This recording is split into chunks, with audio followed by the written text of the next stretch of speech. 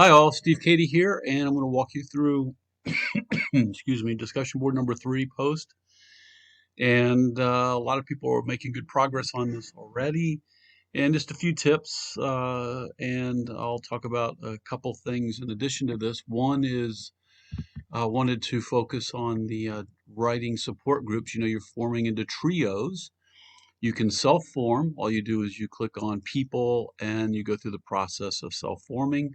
I was going to go ahead and create a whole area, and I decided not to do that because you all got started and started using the self-forming process in Canvas to form your groups. So I'm letting you just go ahead and follow that same protocol. So reach out, discuss with others, find your group, and then create your group. I love the names here. We've got the Change Ambassadors to this Charm School Dropouts to It Takes Two, Laughter Writing Group, The Originals, Writing Buddies, Spark, and WWW World, Wonderful World of Writing. So I encourage you to go ahead and get into your writing support group. I need everybody to be in one by the end of the day on Monday so that I can form the next uh, discussion groups, which will, the discussion board, the next one will reconfigure so that the writing support groups are together. And I'm going to be doing a couple interesting things where you form into your writing support groups. I'm going to put you into uh, discussion board groups, which are going to be the groups that are going to be in one of two teams during the weekend. One team is going to be a debate team, and the other is going to be a simulation-based negotiation team. So we're looking at two different scenarios or two different learning events during the residency. Again, one will be a debate format and the other will be a negotiation simulation format in teams. And I'm going to get the writing support groups to form one of those teams. I'm going to create all of that as we go. So if you could get into your writing support groups, that'll help me get you into your teams for the next, or your discussion board groups for the next discussion. And I'll go through the discussion board here. As you can see, we have discussion post number 3. A couple things from the instructions here.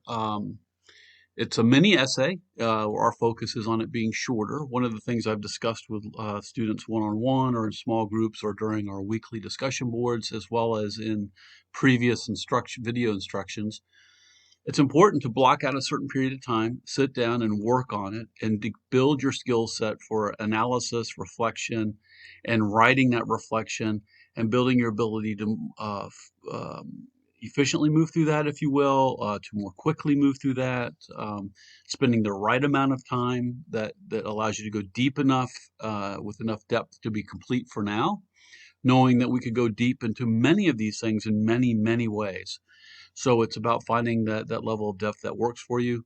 Get the discussion board post done.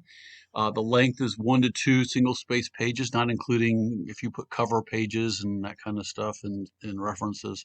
It's 1 to 2 core content pages. Keep it single space, and that will enable it to make it easy for others to open it up on their computer and see more content on the screen. And after you finish submitting, after the due date, then you've got a period of time within which you have your discussion. You need to have 3 reflective posts. That means give 3 people feedback, and then also have a conversation with one person or 2 people where you go back and forth a few times. The minimum total is 3 reflective, 3 conversation, which is 6 interactive posts in addition to your mini essay initial post, so that makes it 7. And you can see details there. Now, when we come into the questions, again, continue to work on your introductory and invitation signature style. Everybody has their style for inviting people into a conversation or into a particular document, paper, presentation, whatever it might be, and in this case, the essay. And continue to write it in a way that invites us in. Move beyond this notion of I'm going to tell you what I'm going to tell you, and then tell you what I told you, which is functionally okay, yet it's not as engaging and interesting and compelling as a good invitation into something that encourages people to want to learn more about what you're writing about.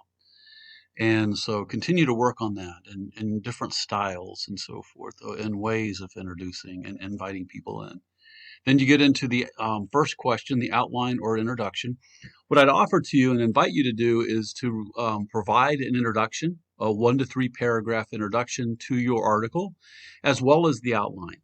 The more you have done, the more opportunity you have for feedback, the more opportunity you have to go deeper, and the more opportunity you have to make your writing that much more impactful. You've got a great community of support here, and getting different perspectives and feedback on what you've created is good. So I invite you to do both. However, if you wish to write an outline and get feedback on that, or if you wish to provide the introduction and get feedback on that, that is fine as well. And so I wanted you to have those options and how you wish to get the feedback. In addition to providing introduction and outline, answer the following question: how are you using the article for that particular target audience? And so it requires helping to clarify for us what is your target audience for the publication that you're targeting. So you got to give a bit of what is the audience, what is the publication, remind us of what that publication is, who is the target audience for that publication, and how are you framing yours up for that audience. So kind of keeping all those hats in on mind, the publication, the audience, and your topic and how you're framing it for them in terms of why it matters. So we move into the 3 books, and you want to compare and contrast. And again, a lot of people have been having a good experience with these 3 books and learning a lot, and they should and are likely going to be helpful to you as you write your paper. And again, you've got popular press, professional, and academic. And as you think about that notion of primary and secondary research, and then you think about evidence-based, the logical, empirical, and anecdotal perspectives, those kinds of concepts of evidence, of type of article, of audiences, and types of writing are all part of your toolkit as you build your brand around that thing you're passionate about, you're bringing out into the world in terms of the work you aim to do in a more impactful way. And so, as you look at these 3, notice how they're different. Notice how they're similar in terms of style. Notice what you're picking up from them in terms of what you tend to gravitate towards or like, and notice the different voices in there.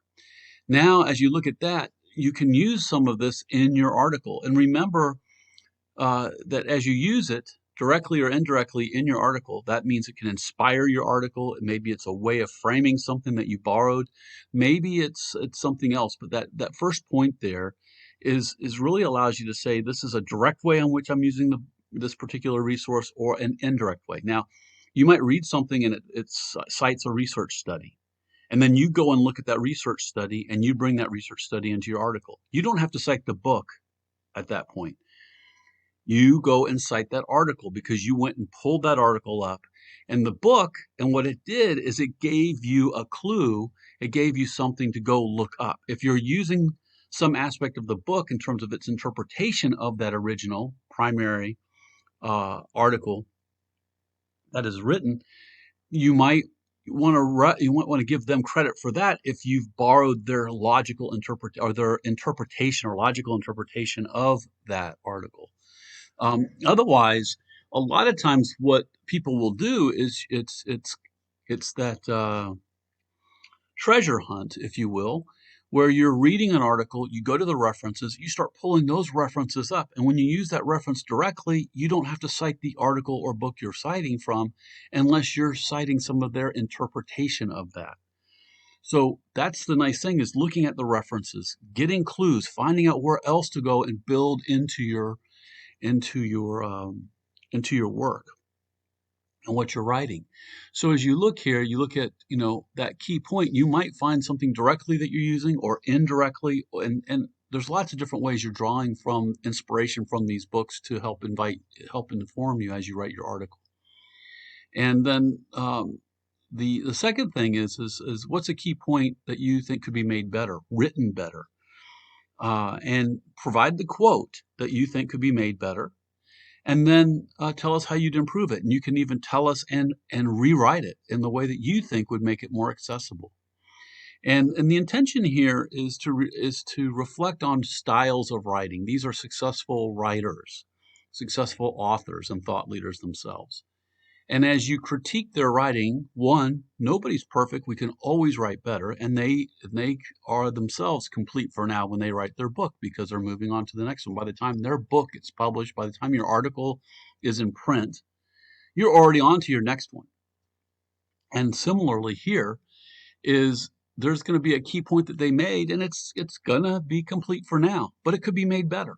And you might have a different interpretation or way in which it could be made better. Help us do that. And in that, you are now working on your own style of writing. As we critique and evaluate that of others, we begin to learn more about what we like, what we don't like, how we might do it better, and build our own style as well.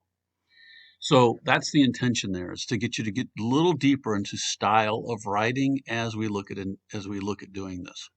Now you move into the third question, I'm sorry, and articles for review. You got two here. And you've got the basic questions in terms of the type of article, primary or secondary.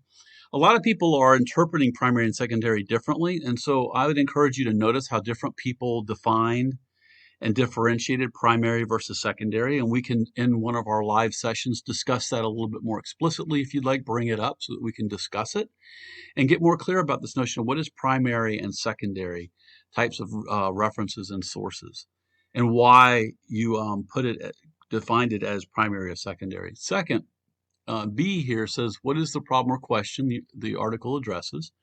So regardless of whether or not it's a research study or a review article or whatever it might be, it's going to have some type of problem or something that it's trying to fill. Everything tries to contribute in some way to the literature, some way to the knowledge out there in the world. And what's its unique contribution it's making in terms of that problem, that opportunity, that question that needs to be addressed. And then what's the answer, the solution, the finding of the research, that kind of thing. So you've got this research problem, and then they have a finding. And then what are the implications of that finding for research and practice? So think about both research and practice.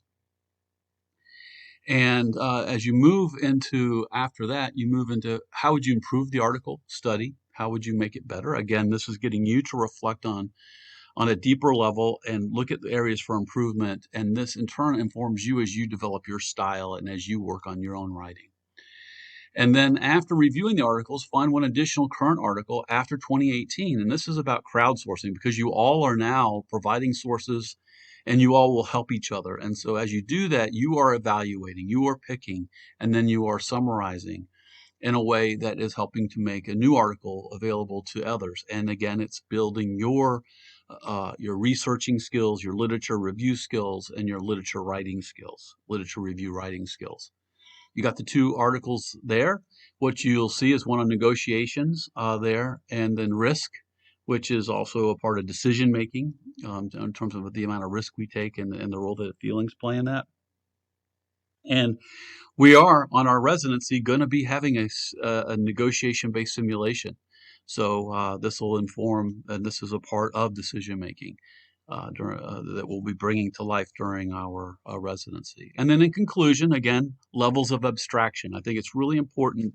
And if you haven't Googled it, I'd encourage you to Google levels of abstraction and to understand that, because in the work we do and change, and why we have a meeting, why we have an event, why we design an intervention, there's always outcomes, and then outcomes gain themselves up to a purpose. When we look at the plan, P1, P2, P3, those kinds of things, what are purpose and outcomes?